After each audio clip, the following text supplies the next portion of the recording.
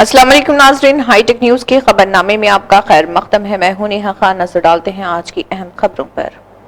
संगारेड्डी जिले के जहीराबाद में सिर्फ 500 रुपए के तनाज़े पर बेटे ने मुबैना तौर पर अपने बाप को कत्ल कर दिया।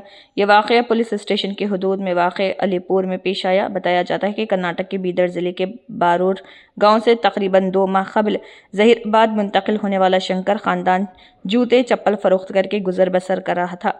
शाम शंकर के बेटे तुकाराम ने मुबैना तौर पर शराब के नशे में 500 रुपए लेने का इल्ज़ाम लगाते हुए बाप से बहस की। तनाज़े के दौरान तुकाराम ने मुबैना तौर पर चाकू से शंकर की गर्दन पर हमला कर दिया, जिससे उसकी मौत हो गई।